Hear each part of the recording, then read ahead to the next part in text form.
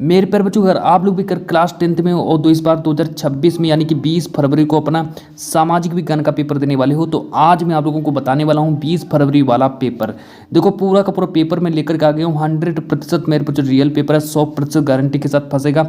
इस पेपर को पूरा का पूरा तैयार कर लो और यही वाला पेपर आप लोगों को एग्जाम सेंटर में दिया जाएगा। देखो पेपर एकदम रियल है, 100% मेरे पास जाकर के पूरा का पूरा पेपर छाप देना। बिल्कुल सेम यही पेपर आप लोगों को दिया जाएगा 2026 में। देखो यहाँ पर हमारा कोड है 839 के ए का पेपर है। पूरा का पूरा पेपर तैयार कर लो, है ना। ये जो कोड है, ये कोड वहाँ पर पहुँच चुका है और आप लोगों का पेपर जो एकदम एग्जाम सेंटर जहाँ आप लोगों का पेपर होने वाला है वहाँ पेपर दे दिया गया है। देखो यहाँ पर हमारा अनुक्रमांक लिखना है, यहाँ पर अपना नाम लिख देना है। पूरा पेपर मेरे जो तैयार कर लेना है, इस पेपर के जितने भी प्रश्न हैं सबको तैयार कर लेना। मैं सॉल्यूशन भी कराऊंगा पूरा का पूरा पेपर का, क्योंकि पेपर आप लोगों का लीक हो चुका है। तो मैंने सोचा क्यों ना आप लोगों को पेपर ही पूरा सॉल्यूशन के साथ दे दूँ। सबसे पहले तो यहाँ पर बात करते हैं कोड। ये है हमारा समय 3 घंटे 15 मिनट और आप लोगों के आज की इस क्लास में 70 नंबर भी पक्का हो जाएगा। चलो यहाँ से स्टार्ट करते हैं। देखो ये सारे के सारे निर्देश हैं कि नोट प्रारंभ के 15 मिनट परीक्षार्थियों को प्रश्न पत्र पढ़ने के लिए निर्धारित हैं।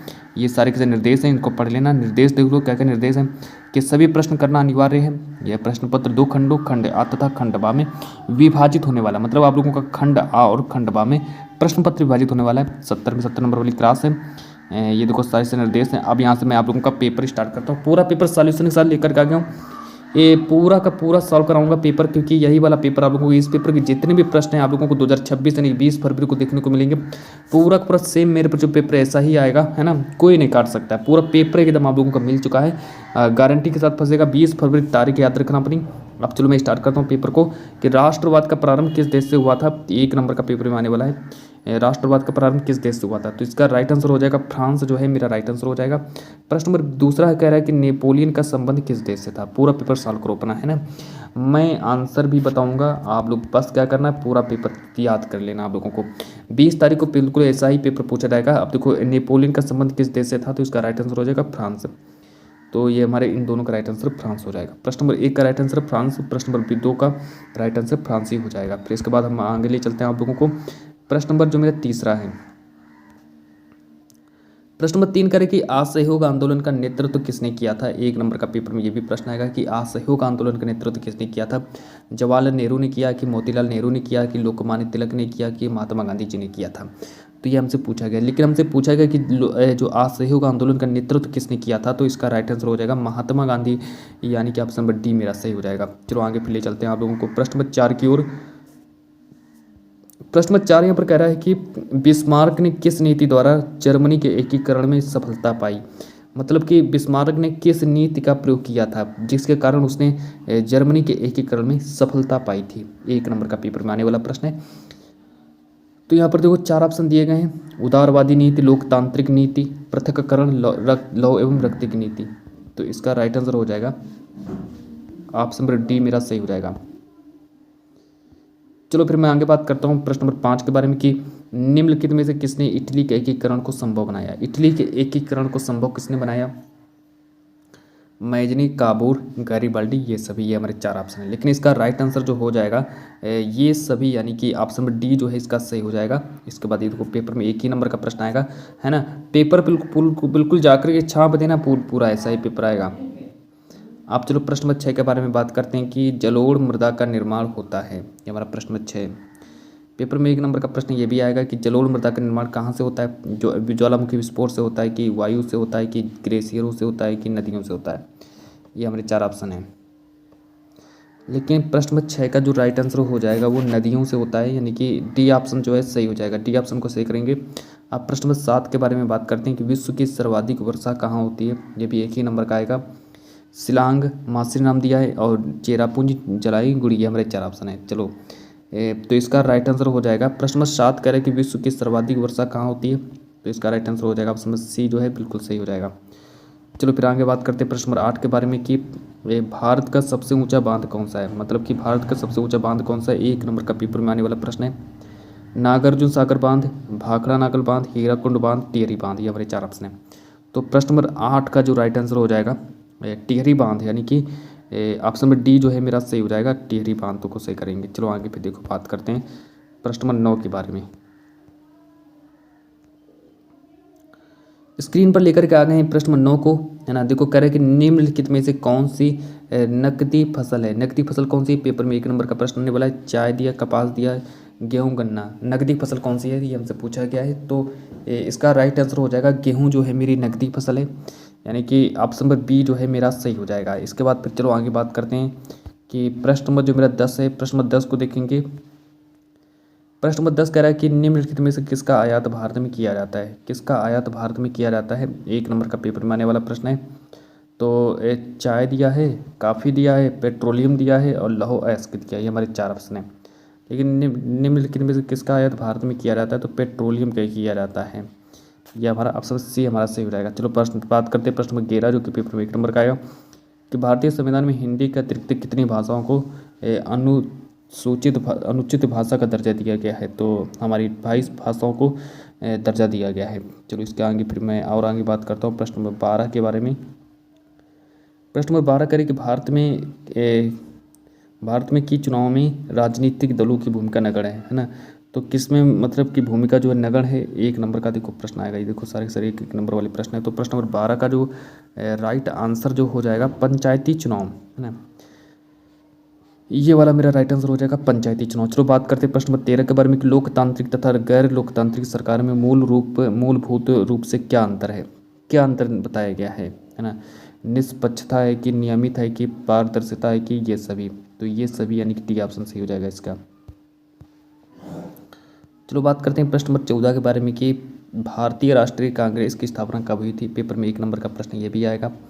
तो भारतीय राष्ट्रीय कांग्रेस की स्थापना कब हुई थी, तो इसका राइट आंसर हो जाएगा 1885 में हुई थी। चलो फिर आगे देखो बात करते हैं प्रश्न नंबर जो मेरा 15 है। प्रश्न नंबर 15 करें कि राष्ट्रीय उपभोक्ता दिवस कब मनाते हैं। ये देखो हमारा प्रश्न नंबर 15 हो गया। ए ऑप्शन दिया 5 अप्रैल, बी ऑप्शन दिया 22 फरवरी, सी ऑप्शन दिया 24 दिसंबर, डी ऑप्शन दिया 22 दिसंबर। तो इसका राइट आंसर हो जाएगा 22 दिसंबर यानी कि 22 दिसंबर, यानी कि डी ऑप्शन सही हो जाएगा इसका।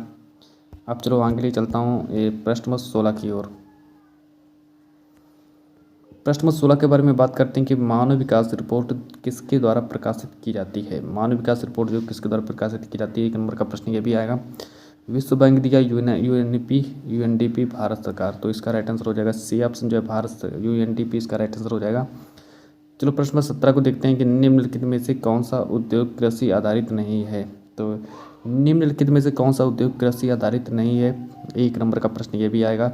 चीनी उद्योग दिया है, जूट उद्योग दिया है, सीमेंट उद्योग दिया है, सूती वस्त्र दिया है। तो प्रश्न नंबर 17 का राइट आंसर हो जाएगा यानी कि सी ऑप्शन सही हो जाएगा इसका। चलो आगे फिर देखता हूँ प्रश्न नंबर जो मेरा अगला है प्रश्न नंबर 18। प्रश्न नंबर 18 कह रहे कि ग्रामीण क्षेत्रों में आजीविका का मुख्य स्रोत क्या होता है। आजीविका का मुख्य स्रोत क्या होता है, तो ग्रामीण क्षेत्रों में आजीविका का मुख्य स्रोत कृषि होता है, यानी कि सी ऑप्शन सही हो जाएगा इसका। प्रश्न नंबर 19 को कह रहा है कि वस्तु विनिमय प्रणाली को क्या कहते हैं। 1 नंबर का पेपर में ये भी प्रश्न आएगा। तो वस्तु विनिमय प्रणाली को क्या कहते हैं, प्रत्यक्ष विनिमय, यानी कि ए ऑप्शन इसका सही हो जाएगा। चलो आगे बात करते हैं प्रश्न नंबर 20 के बारे में कि मुद्रा का नोट कौन जारी करता है। 1 नंबर का ये भी प्रश्न आएगा, मुद्रा का नोट कौन जारी करता है, तो रिजर्व बैंक इसका राइट आंसर हो जाएगा। चलो फिर मैं अब यहाँ देखो मैंने 20 प्रश्न आप लोगों को बता दिए हैं। अब ये जो प्रश्न है अब मैं यहाँ पर स्टार्ट करता हूँ आप लोगों का लघु उत्तरी प्रश्न में आप लोगों का स्टार्ट करता हूँ, है ना। तो लघु उत्तरी प्रश्न में आप लोगों का स्टार्ट करने वाला हूँ। 4 प्रश्न लघु उत्तरी वाले पूछे जाएंगे, तो आप लोग इनका स्क्रीनशॉट कर लो, है ना। ये मैं आप लोगों को लघु उत्तरी प्रश्न मैं सॉल्व कराने जा रहा हूँ। तो लघु उत्तरी प्रश्न का आप लोग स्क्रीनशॉट कर लीजिए।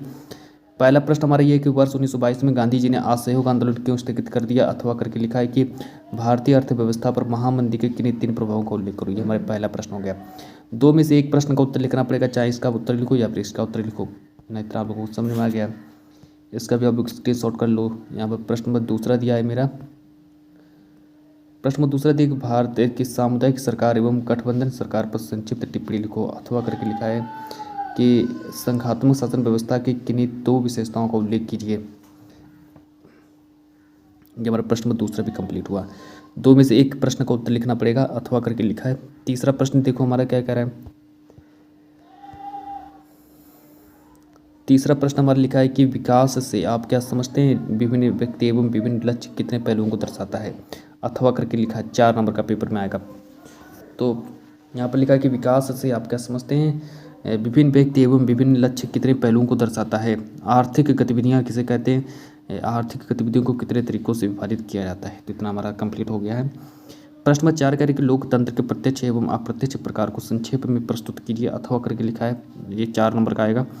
उपभोक्ता संरक्षण अधिनियम 1986 पर संक्षिप्त टिप्पणी लिखो। तो ये देखो ये हमारे जो हमारे 4 नंबर वाले प्रश्न थे, मैंने आप लोगों को एक कंप्लीट करा दिए। 4 नंबर वाले प्रश्न आप लोगों को कंप्लीट हो गए। अब यहाँ से जो स्टार्ट होता है आप लोगों का वर्णनात्मक सेकंड। अब देखो आपके पेपर में 4 प्रश्न जो पूछे जाएंगे, 6 नंबर वाले 4 प्रश्न पूछे जाएंगे जो कि विस्तृत उत्तरीय प्रश्न होंगे, उनको भी देख लीजिए।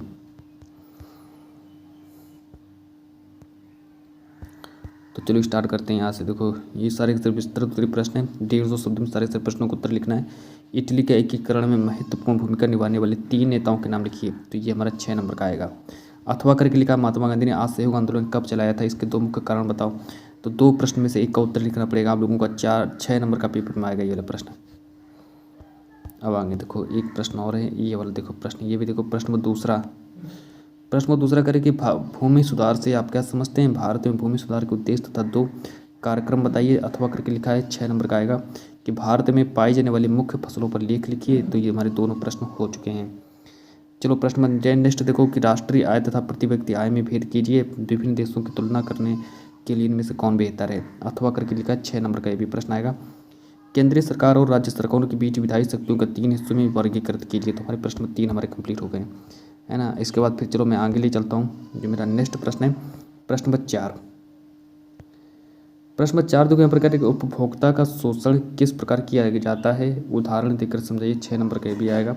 अथवा करके लिखा, विदेश व्यापार विभिन्न देशों के बाजारों के एकीकरण में किस प्रकार मदद करता है, संक्षेप में बताना है। तो ये हमने आप लोगों के प्रश्न कंप्लीट हुए। कितने प्रश्न आप लोगों के कंप्लीट हुए। लघु और दीर्घ प्रश्न मैंने आप लोगों को कंप्लीट करा दिया। अब चलो मैं यहाँ से स्टार्ट करता हूँ। मानचित्रकार का आप लोग स्क्रीनशॉट कर लो। ये मानचित्रकार वाले प्रश्न हिस्ट्री के 5 प्रश्न पूछे जाएंगे और जियोग्राफी के 5 प्रश्न 10 नंबर का आप लोगों का मानचित्रकार भी पूछा जाएगा। तो इसका स्क्रीनशॉट कर लो। ये इतिहास के प्रश्न हैं, ये हमारे जियोग्राफी यानी कि भूगोल के प्रश्न हैं। तो ये भूगोल वाले प्रश्न हैं, तो इनका भी स्क्रीनशॉट कर लो। तो ये आप लोगों का मैंने पेपर पूरा सॉल्व करा दिया है। पूरा पेपर आप लोग तैयार करके चले जाओ।